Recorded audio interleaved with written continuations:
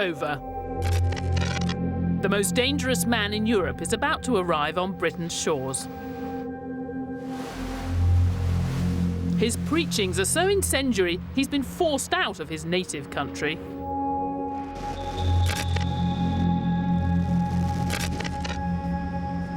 Only liberal Britain will tolerate his presence on her soil.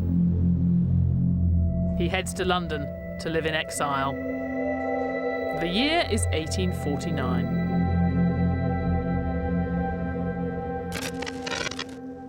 But today, that man's writings are still dangerous. They're so radical, so revolutionary, they continue to divide the world. It's been more than 150 years since he started writing about the world. But you know what? If you're looking for an explanation of the global economic crisis, he's a surprisingly good place to start. With everything going so wrong, you have to wonder, is Karl Marx turning out to be right? Most people know Marx as the father of communism. You might be surprised to hear that most of what he wrote was about capitalism. And today, his ideas about that are being taken seriously right at the heart of global business. His analysis was pretty on the button and explains a lot, I think, about some of the things that we see going on around in our economy today. For Marx, the best argument against capitalism was that it was inherently unfair. His ideas on inequality have more resonance than ever today. What Marx did do is to install this sense of urgency. Things cannot go on forever the way they are. In this series, I'll tell you about the lives and revolutionary thinking of three extraordinary men: John Maynard Keynes, Friedrich Hayek, and Karl Marx. Their worlds were changing as never before. They saw that the fate of nations would hang on the power of money, and they had radically different ideas about how to control it. Today, the stakes could hardly be higher. All three of these men were giants whose ideas live on. But they speak to us right now because they, more than anyone, recognise the double-edged power of money. How markets could transform all of our lives, but also plunge us into chaos. Keynes and Hayek argued about whether government should try to tame this force of human nature, capitalism. Karl Marx had the most radical advice of all: get rid of it.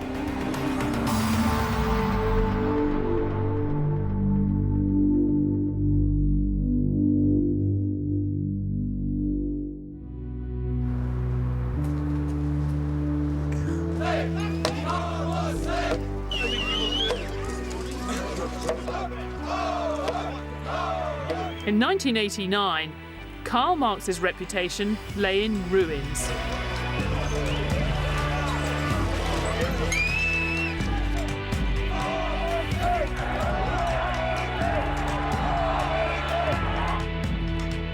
What a mess. For most of us, the fall of the Berlin Wall meant the end of Marx. Millions rejected the horrors of a violent and repressive police state.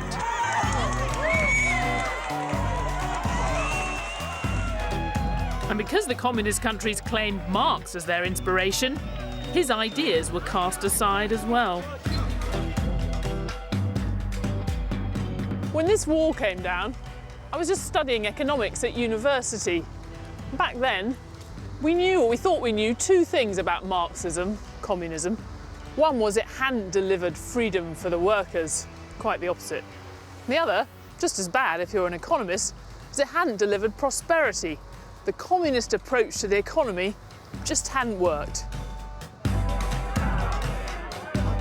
While the free market West took great strides, the communist planned economies had been left behind. Marx's reputation as an economist was in shreds.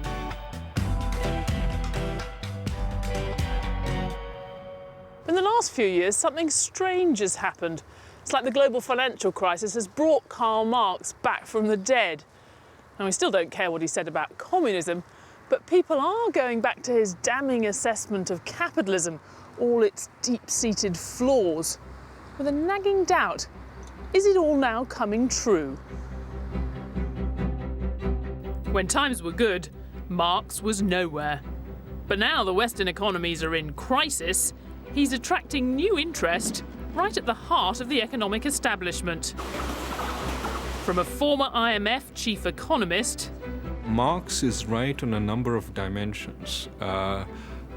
He certainly is right that income inequality can be a source of tremendous tension.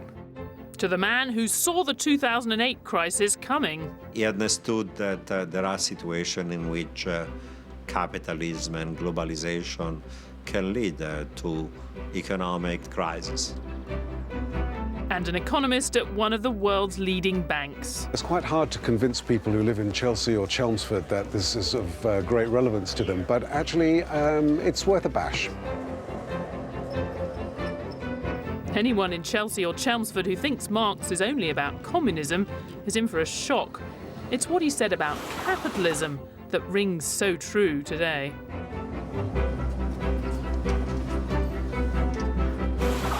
Marx's key insight was that capitalism was inherently unstable. He said we'd lurch from crisis to crisis and society would become increasingly unequal. Marx divided the world into bosses and workers. For him, they would always be at odds, and that battle was a recipe for crises. To make profit, bosses squeeze what they pay workers.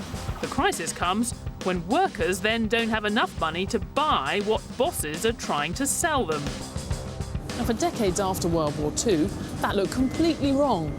We had years of stable growth, and the workers were taking a larger and larger share of the pie. But not anymore.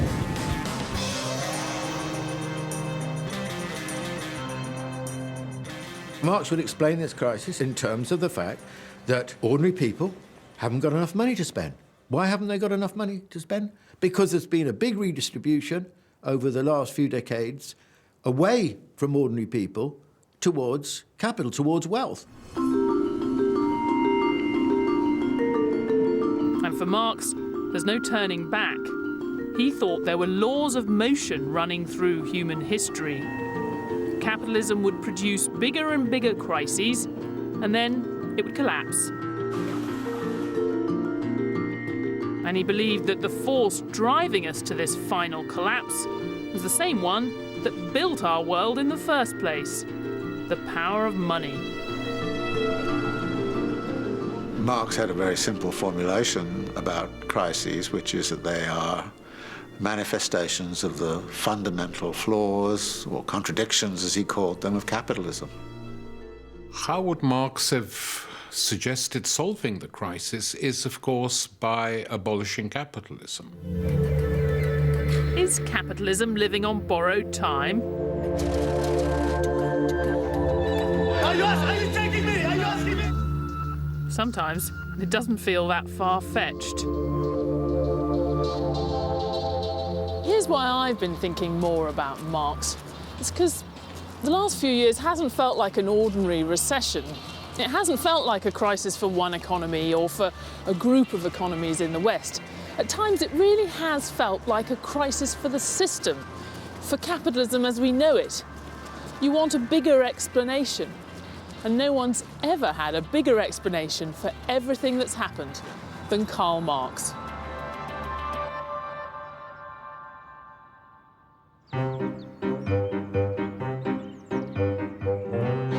Capitalism's most implacable critic was born in the picture postcard town of Trier, in what is now southwest Germany. Today, his birthplace makes its own contribution to the local economy. It's a big draw for tourists. But do you still have a lot of people coming here, tourists Yes, from around the world? We have more than 40,000 tourists here, and 25% came from China. So a quarter of them come from China to see Marx's birthplace. And what do they buy? What do they like? Do you like the red chocolate? The Karl Marx chocolate. Yes. Maybe I should get some of that as well, actually. And the wine.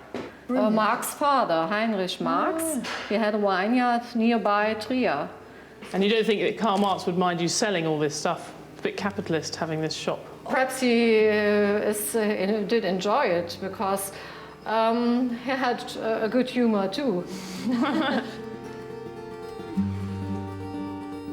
The man with the big theory about our world had big dreams right from the start. When he was 17, Marx had to write an essay about picking the right career. He said the best position in life was to serve all of mankind, so your deed would live on perpetually at work, and over your ashes would be shed the hot tears of noble people. I wonder, would that young man, that rather grand young man, be surprised to hear that his first home had been turned into a museum? Probably not. But for all his ambitions, Marx was hardly a model student.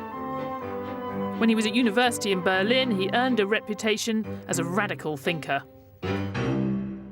Marx comes across as a young man, as this sort of energetic, fiery, hairy figure. He was known as the wild boar, or the Moor, which sort of points to his sort of Levantine complex. He was full of ideas, he was full of debate. He liked big drinking sessions and then deep philosophical debate about the nature of Christ and German Romanticism and politics.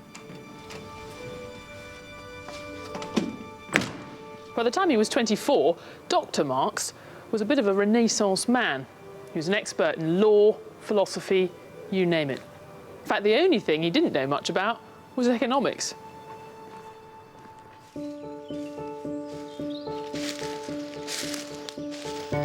That all changed in 1842.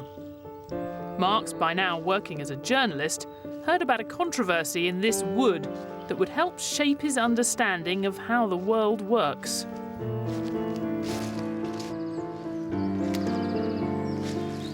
Peasants taking sticks from the forest floor to use as firewood were being prosecuted for theft. Wood had been gathered here for centuries, but now the landowners had declared it belonged to them. What had been freely shared was now private property. You could say that thinking about this question turned Marx into an economist, but that wouldn't really capture it. He came to think that economics, the nature of economic relationships between people, were at the heart of absolutely everything. The foundations of Marx's thinking was materialism, that when you cut away religion, ideology, politics, at its root were the material relations between man, the need for food, the need to have a roof over your head. This is what ultimately drives so much of human interaction. What was unique in Marx, he didn't see economy just as a special sphere. He saw economy as the structuring principle of the entire social totality. For Marx, it all begins with private property, which divides the world starkly. There are those that have it and those that don't. Take this wood. Before it became private property, I could do what I like with it. I could heat my house with it. I could make a chair and exchange it for food. But if it belongs to someone else, the whole relationship changes. Now Marx would say, I've become a member of the proletariat. Now I have to work for the owner of the wood, the capitalist, for a wage. Then he can sell what I've made for more than he paid me. Look what's happened. Something that was part of my life is now a financial transaction. The capitalist made profit. He can use that to buy more wood, build factories, make more profit. And so it goes on. Profit is now the heart of everything.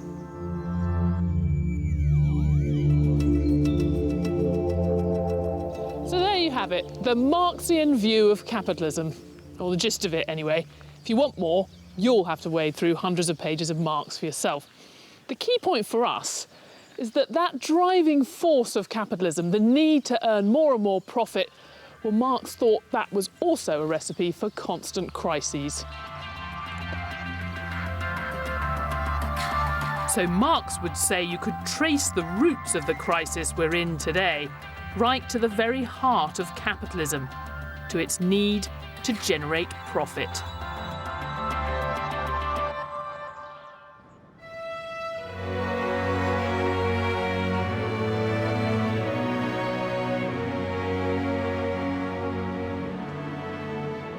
What Marx was seeing in Trier was a world in flux. Feudalism was on the way out. An entirely new way of doing things had arrived. Now we know what capitalism's really made of. And the power of money today means a lot more than just throwing a few peasants in jail. A bunch of guys in a trading floor can turn the entire economy upside down. Around the world, all of our lives depend on markets, on capitalism being able to deliver. If Marx is right, if it's fundamentally flawed, well, that's a really big problem.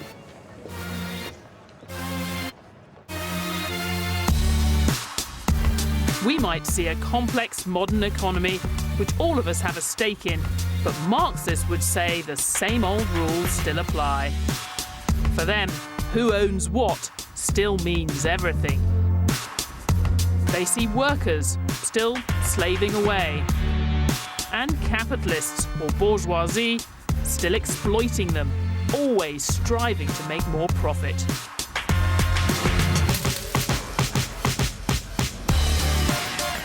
In Marx's world, any capitalist that doesn't seek maximum profit is soon replaced by one who does. So the system follows a completely predictable course, he would say, to its own destruction. It's not an idea that many people accept. He was completely wrong, including the idea that capitalism was merely a phase and contained within it the seeds of its own destruction. That's not the case. Well, everything is bound to collapse if you wait long enough. I mean, the Earth's going to, be sucked into the sun someday.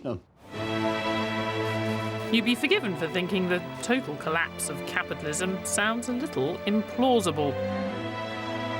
How could seeking profit be so disastrous when it's done such amazing things? Just look at how we eat under capitalism. We get fresh fruit flown in from all over the world. We can choose from 700 types of breakfast cereal. We have enough of it, and it's all safe to eat. This incredible plenty and the technology it depends on didn't come from the state. It's what happens when you let capitalists compete for profit. They didn't do it for our benefit.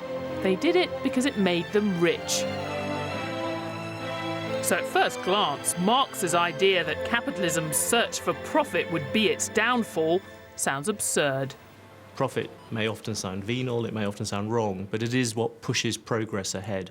Profit is actually what drives the world forward, and that's what Marx could never quite handle. The profit motive is essential. After all, what is the profit motive? It's just a way of achieving a better society by people wanting to better their own individual lot. When you think of how fundamentally the profit motive has shaped and enriched our world, it's no wonder Marx fell out of favour. But you shouldn't dismiss Dr. Marx quite yet. It's true, he talked a lot about class exploitation, misery, chaos, but he didn't think capitalism was all bad. Far from it. This cocktail bar in London's Soho hides a revolutionary past. It used to be the Red Lion pub, site of a clandestine meeting of communists in 1847 that would echo down the ages.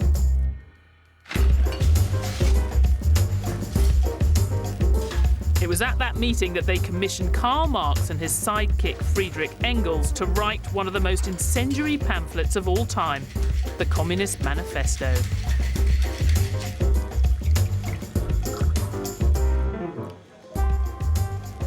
Some of this you probably know.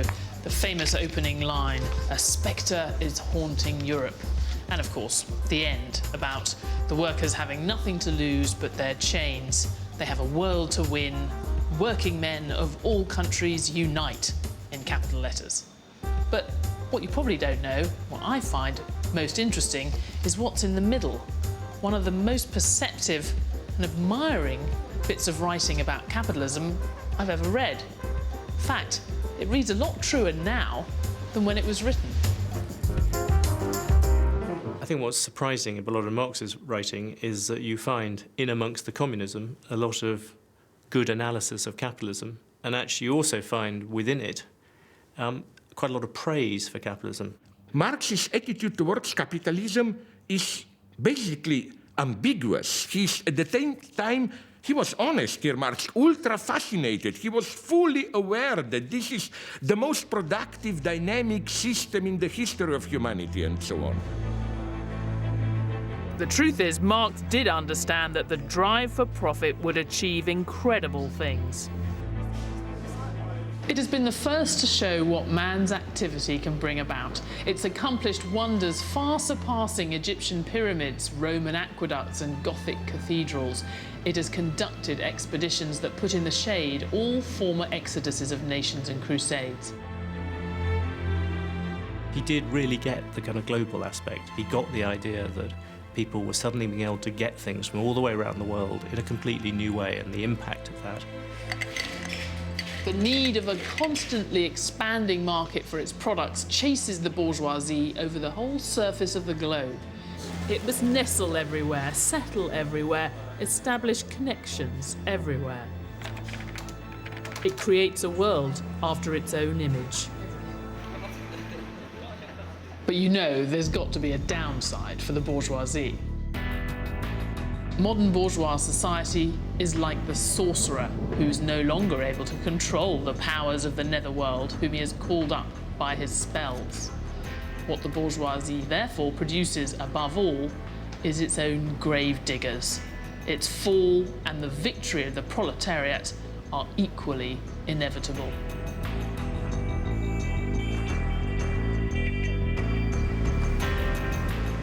It's stirring stuff, but it does raise a bit of a puzzle.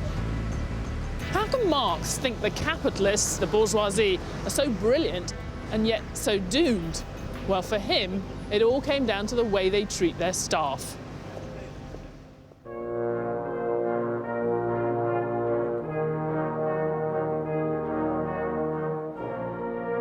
To understand Marx's analysis of crises, we have to first understand the capitalism that he knew.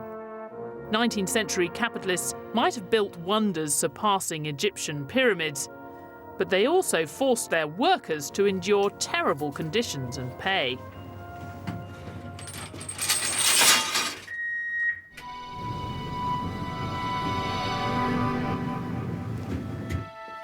The Industrial Revolution and all the incredible achievements that followed were made possible by coal miners. This is a replica of what it was like at Victorian era underground. The man you can see at far side, he had a pick and shovel and he'd work the coal, fill that corf, and then his wife had to drag that coal behind her to a loading point, which could be up to 30, 40 metres away.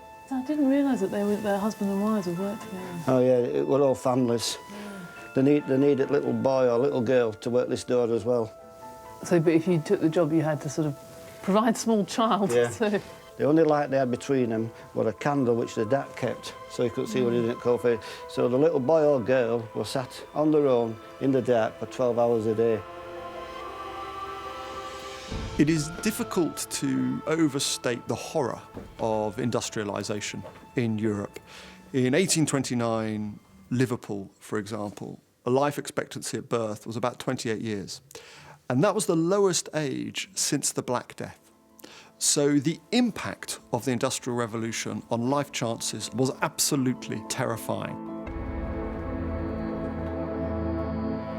By 1849, his revolutionary writings had got Marx banned from everywhere but Britain. Here he could observe the power money had to ruin lives, at a suitably safe distance, of course.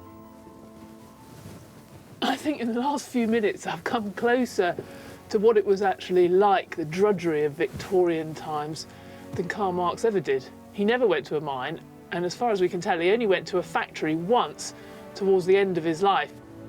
But it didn't stop him writing vividly about the horrors of Britain's dark satanic mills. The horrors of Victorian working conditions clearly shaped Marx's economics.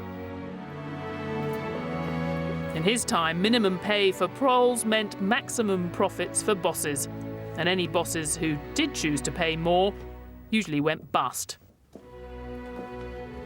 He thought there'd always be downward pressure on wages and that wages would come down to the minimum that enabled bare survival. They couldn't go lower than that, otherwise the workers would die. But he thought they'd be depressed down to that minimum. The reality, of course, has been the opposite. It has been a continual advancement in wages, year in, year out, decade in, decade out.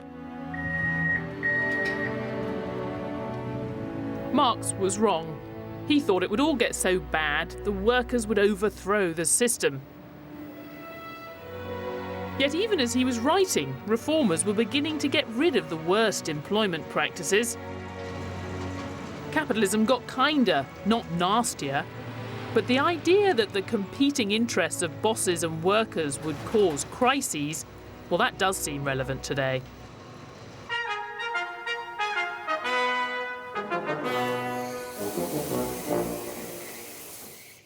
That's a very sophisticated argument, so I'm going to need children's toys to explain it. But let me say right at the start, none of these toys endorse any kind of violent revolution.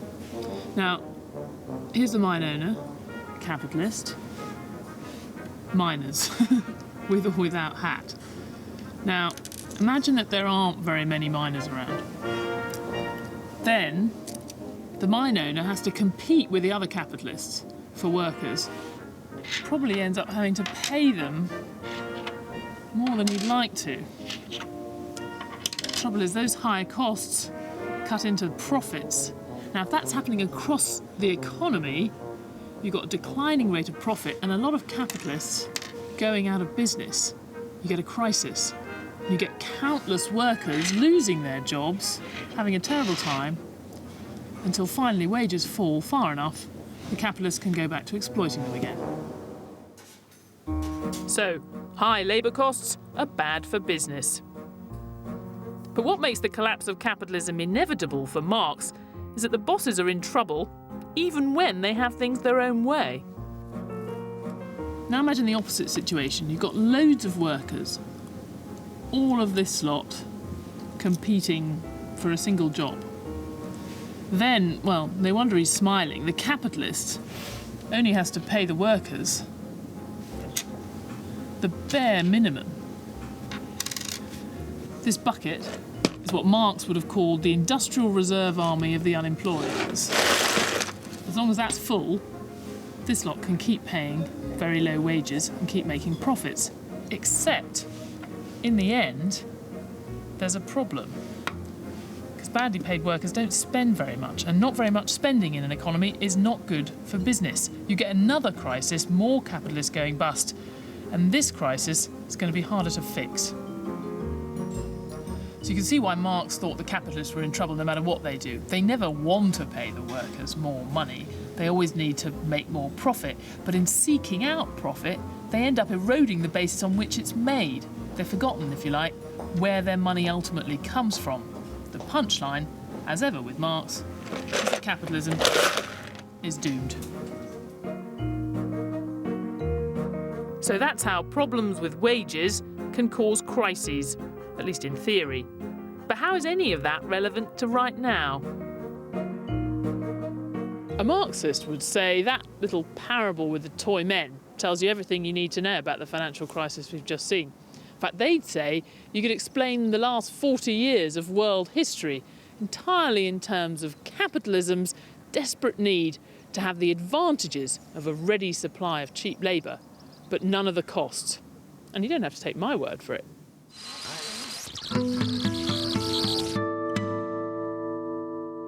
Let's take a look at the last 40 years of history through the prism of Marx's theories to show how they might explain the mess we're in.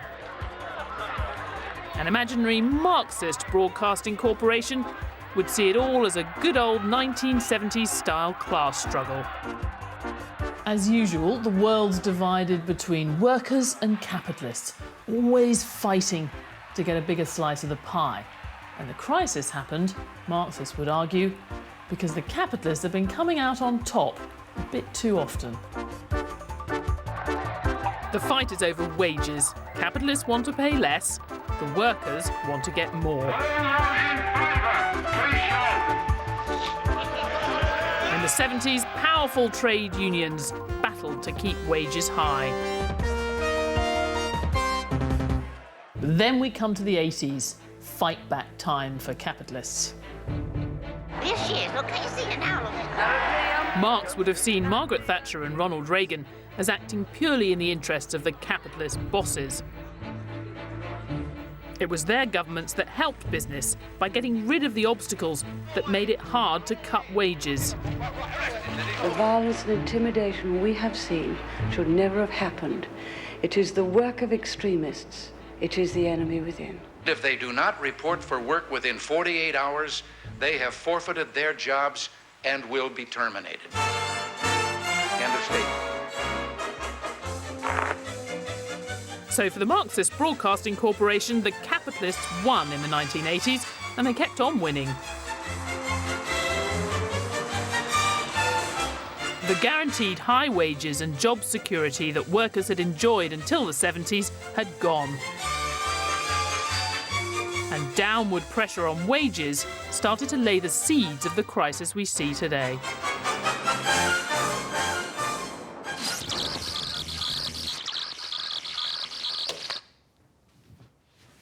Well, it's great telly. Is it actually true?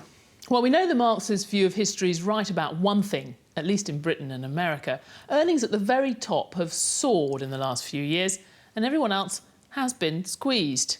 In Britain, real earnings have been flat or falling for the best part of 10 years, since before the crisis. And in America, that's been happening since the 70s. In the United States, a full-time male worker, median, income has stagnated for a third of a century. No increase. Household income today is the same as it was 15 years ago. All the increase of the income has gone to the top. The share of income in the United States that was going to the top 1% of the households 20 years ago was around 12%. Today, that share is closer to 23%.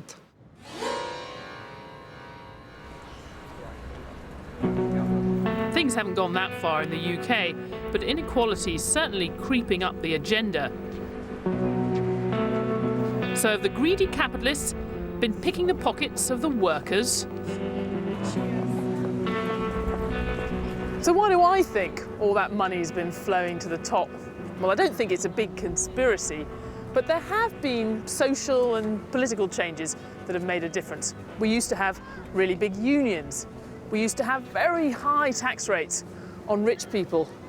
And we had social norms. It just wasn't done for the people running a bank to take a huge chunk of the profits for themselves. Those things help keep a lid on inequality. We don't have them anymore. But really crucial to all of this has been the changing structure of our economy.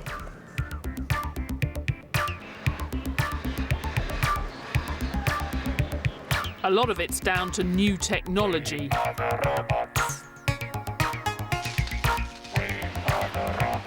Work previously done by hand is now done by machines. With fewer workers needed, there are more competing for every job, meaning bosses can pay them less. But perhaps the most significant factor is globalization. With falling barriers to trade around the world, global business has gained access to a giant new pool of cheaper labour. And you have brought into the market now millions and millions of new workers in China, in India, in other parts of Asia, in parts of South America, Brazil, for instance. So that process has transformed the capital-labor ratio on a global scale. For example, an analyst can as well be sitting in the Philippines or in Mumbai to do the job that is done at a much higher price in New York.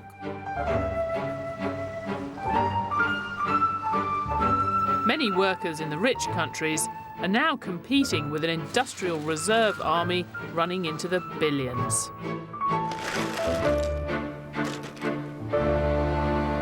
I think in emerging market economies, there'll be an overwhelming vote in favour of what has happened because almost everyone is better off than they were and would have been.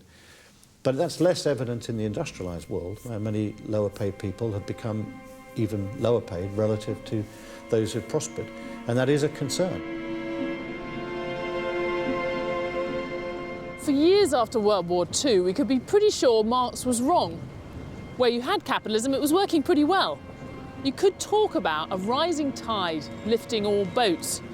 But you look at the global economy today, I think you see a capitalism that Marx would recognise. It's lifted hundreds of millions out of poverty in China, but for most ordinary people in the West, the system's not working at all. For them, capitalism's not coming through on its side of the deal. It's an analysis that rings true even for the leader of the world's biggest economy. Long before the recession, jobs and manufacturing began leaving our shores. Technology made businesses more efficient, but also made some jobs obsolete. Folks at the top saw their incomes rise like never before. But most hardworking Americans struggled with costs that were growing, paychecks that weren't, and personal debt that kept piling up.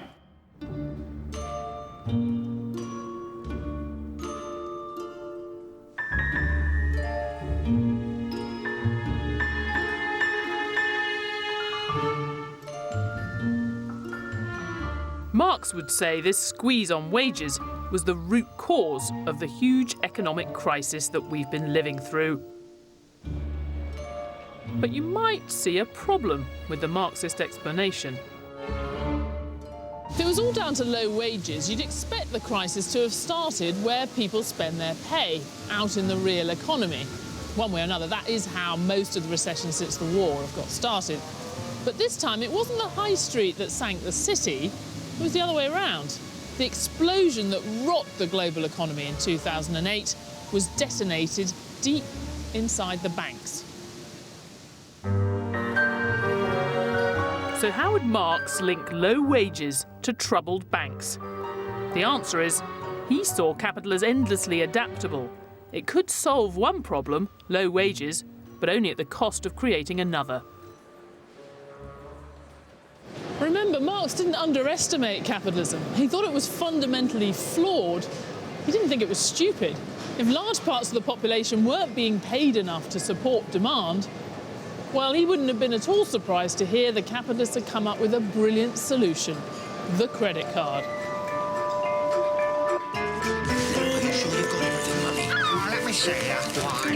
With consumer credit, people can carry on spending even if they haven't got the money. The economy stays afloat, and the capitalists still make their profit.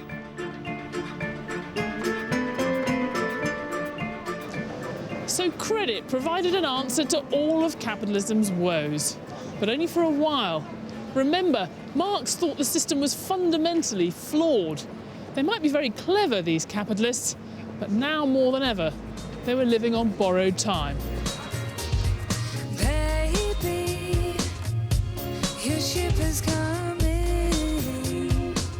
As we know, it went well beyond credit cards. What ultimately brought the crisis to a head was the billions borrowed on mortgages. People thought the value of their house would keep going up forever. Housing credit is beautiful because if your house price is increasing and you're borrowing against the increase in value of your house, you don't feel you're borrowing your way into debt. But of course you are. In America, it happened on a massive scale. There, as we know, the capitalists were getting richer and richer. They couldn't spend all of their extra money. Driven, as ever, by the desire to make more profit, they lent it out in riskier and riskier ways. The name given to this lending might well be familiar. Subprime. What we did is, as the incomes of most Americans were stagnating or even declining, we said, don't let it bother you. Keep spending as if your income was going up. And they did that very well. I mean, who would oppose it? The banks who are making money? The households who are getting their house? The politicians who have happy constituents? I mean, there is nobody who's going to be unhappy in this process until it collapses. And we all know how it ended. In retrospect, it seems obvious. Lending to people who couldn't afford it wasn't a lasting solution to anything. It led to a housing bubble which burst, threatening some of the world's biggest banks. And thanks to our integrated world, what started in the United States spread and infected the entire system, causing a global recession. So here's the Marxist explanation for the crisis we've just seen. You've got a global economy with businesses getting better and better at squeezing wages and pushing up profits. But there's a problem. They're producing a lot of stuff that the workers can no longer afford, and a lot of profits looking for a new home. The global property bubble provided an answer to both those problems. The system was kept afloat on a mountain of debt, but it was only a matter of time before it all came crashing down. Capitalism's only ever as strong as its latest temporary fix. It's an extraordinary tale, and a lot of people would say it's completely wrong. Marxism doesn't actually work, but it keeps coming back because it makes for a good story. I don't think low wages played any role at all in causing the crisis. The crisis was caused by governments and central banks flooding the market with cheap credit and cheap money because politicians don't like the downturn in an economy that throws people out of work. I think it may have, to some degree, increased the level of indebtedness that people went into the crisis with, which I think intensified how deep the crisis became. But it wasn't the underlying cause, it was a contextual factor which made it a bit worse. But the idea that low wages may have contributed to the crisis is gaining ground, even if the name Marx is as toxic as ever. George Magnus is a senior economic advisor to one of the world's leading banks. You've been writing quite a lot about Marx since this crisis started. How did you come to look at him again? Actually, it was on this trading floor. It was probably the weekend before Lehman's went bust, and it's normally a little bit noisy, but at the time you could hear a pin drop. It was that deathly quiet, and I could almost feel, that the global system was frozen. And it was quite a scary thought. It took me back to a lot of the things that I used to read about and study when I was much younger, the days when I actually read Marx for fun. And you wrote about that, and what was the reaction? I did get a lot of hate mail, I have to say. There are a lot of people who were quite opposed to the idea that anything that was socialistic or Marxist, could be at all considered serious in the mainstream. A lot of this hate mail, I have to say, came from the United States, and I was accused of being, an Obama clone and... President Obama, the well-known Marxist. The well-known Marxist. Very mysterious forces. So there was a lot of negative reaction from, I think, people that probably predictably, had already tied their own ideological colours to the mast. But the people who do find value in Marx aren't necessarily going to follow him all the way. I think Marx helps in framing the problem, but I think the solutions have to be different given the different environment we are in. Except Marx would insist the trap is inescapable. Capitalists must seek profit above all else, or they'll go out of business. So why would they ever choose to give workers a bigger share of the pie? What Marx would say is that we have to look for ways out of this crisis which look beyond the restoration of capitalist class power. And I think this is a time when we actually need to start to thinking about the revolutionary solution again. But who exactly is revolting against whom? Marx divided the world neatly into workers and capitalists, but today his stark distinction is incredibly blurred. Bosses work for themselves and workers own shares.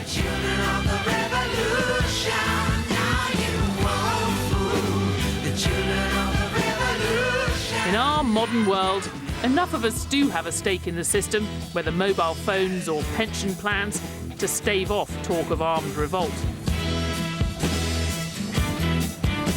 But what about the people capitalism's failing? What does Marx have to say to them?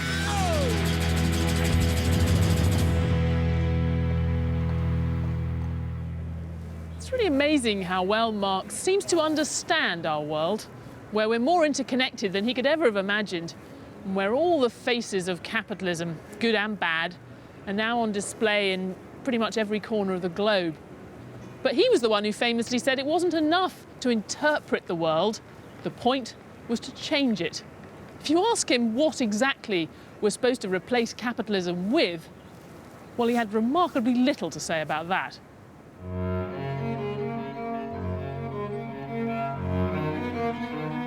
As Marx entered his final years, he seemed quite content with the way things were. He'd been poor for a lot of his life, but by 1856 he had enough money to move to London's suburbs. The young firebrand now looked like part of the establishment. He would spend his day walking around Hampstead Heath. He would worry about personal finances. He would worry about his daughters and the expense of their piano lessons. I mean, he lived a remarkably bourgeois life in many ways. In his later years, Marx was the world authority on the revolution, but he didn't seem to be in a hurry to make it happen. Young, hot-headed socialists from around the world would come to North London to pay their respects, win his support. Mr. M seemed happy to watch and wait.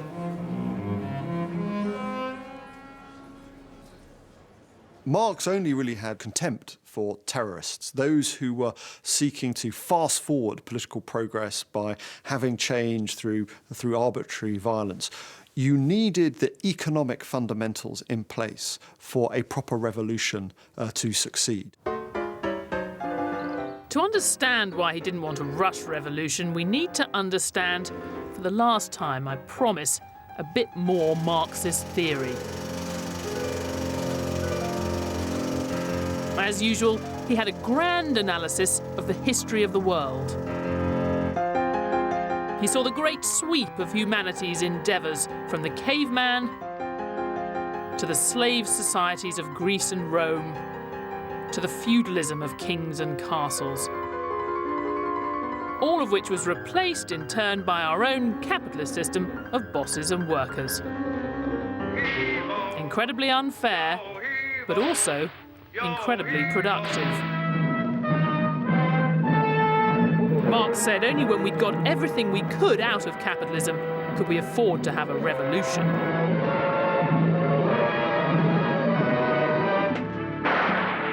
In his words, the knell of capitalist private property sounds. The expropriators are expropriated, all to be replaced by more or less nothing. Irritatingly, there's next to no alternative laid out. Marx, basically, was not the one who simply gave us a blueprint, 5 stages after capitalism, communism, here you have the basic guidelines, what to do and so on. No, it's up to us. He just opened up the field. Is there an alternative to capitalism? I've no idea. Well, I suppose there could be all kinds of alternatives: dead silence, starvation, or the end of the world, or anything. But I simply have no idea if there is an alternative. It doesn't occur to me. It doesn't seem to me to be important. It's like saying, is there an alternative to weather?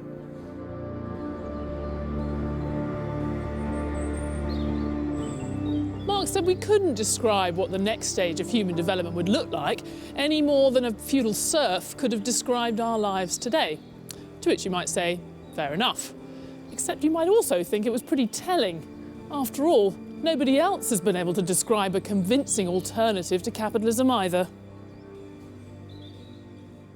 I think he would have written a lot more had he lived 10 years more on what a socialist republic would look like. And who knows, but that might have saved the world a lot of bother.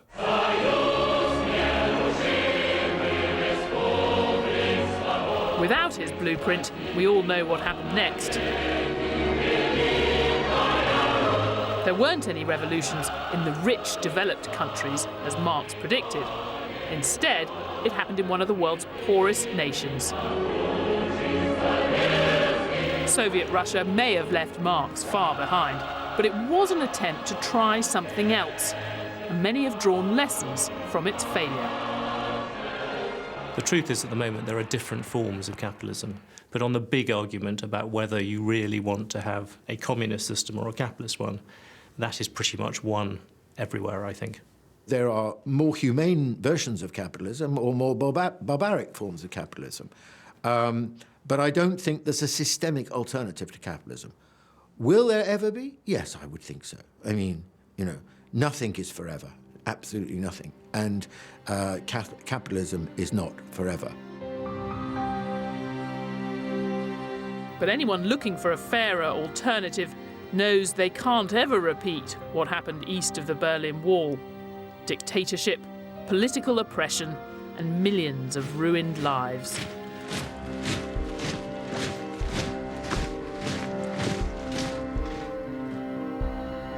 From 1945 till 1989, this was the main remand centre for political prisoners in communist East Germany.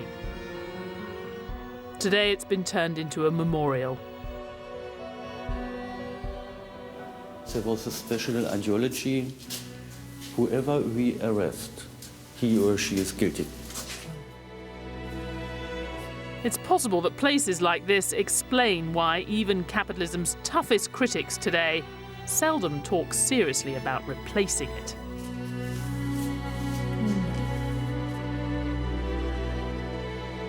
You can see with all these protests in Europe, Greece, and so on. I was in Spain, in Greece, asking always the same question. Okay, what do you want? Apart from some purely moralistic answers, I didn't get any good concrete proposals. Answers like, money should serve people, not people serving money. My God, Hitler and everyone would have agreed with this, I'm sure. You would have thought that with this implosion of the banking system at the heart of the capitalism in the United States, as well as the United Kingdom and so on, there would be a huge rush to Marxism and extreme socialism. That hasn't really happened. It is quite surprising, and I'm very pleased. But if memories of this place do fade, could there ever be an alternative to capitalism? Or should what happened here be a lesson for all time? If someone wants to seek an alternative to capitalism, and they're saying by seeking that alternative that capitalism is a system rather than a fact of life, and they're saying that, for instance, that human nature can be altered, fundamentally they're revealing themselves as a utopian. And the problem with utopia is that it can only ever be approached across a sea of blood, and you never arrive. This is my big mantra when we leftists are accused of utopians. Maybe, but the only real utopia is to think that with some cosmetic changes, things can go on indefinitely the way they are now.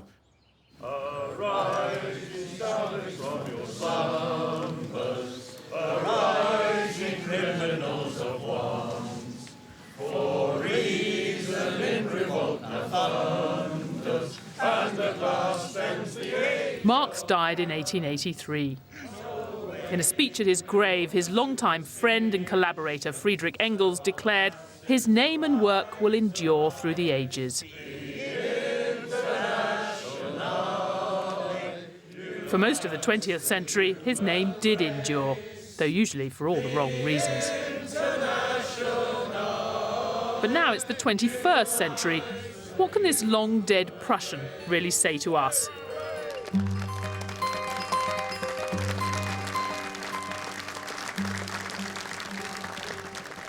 Fundamentally, I think Marx reminds us that if capitalism doesn't work for everyone, it might not work at all. When you look at what's happening, the pressure on wages, can you understand why people are sort of looking again at some of Marx's analysis? Yes, the big picture, the workers versus the capitalists. And there's no doubt that there have been significant changes in inequality and in the distribution of income, which make you pause about the benefits of the development of output and prosperity that we've seen. I don't think you can afford to believe that the benefits of a market economy and bringing prosperity will be there unless there is a collective commitment to keep the system going. And that does require people to believe that everyone will benefit in the end. I think some of the ugliness of capitalism that he saw in the 19th century seems to be reappearing in the 21st. And in a way, we have to keep our perspective on this. Health conditions are much better. Living standards are starting from a higher level. But it is still the case that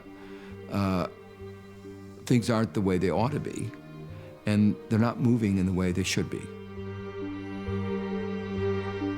But let's face it, Marx wasn't just talking about tweaking the system. He had a much grander claim than that. Did Marx change the world? Of course he did. And after that funeral, people did weep hot tears at his grave, just as his 17-year-old self would have wanted. Probably many more lived to curse his name. But there's no getting around it. Capitalism's still here. Marx was right to see capitalism as inherently unstable and often unfair. Keynes and Hayek saw that too, but Marx was the first. And unlike them, he didn't think we should find a way to live with it. He said capitalism would bounce back from crises and reinvent itself, but in the end, a compelling alternative would appear, and capitalism would collapse. For all that rings true now in Marx, on that he seems to have been dead wrong. Maybe he did underestimate capitalism. He certainly overestimated the opposition to it. I think the system needs to reinvent itself now, again. If it can pull that off, we'll be talking even less about Marx a century from now. But the last few years have left capitalism with plenty to prove.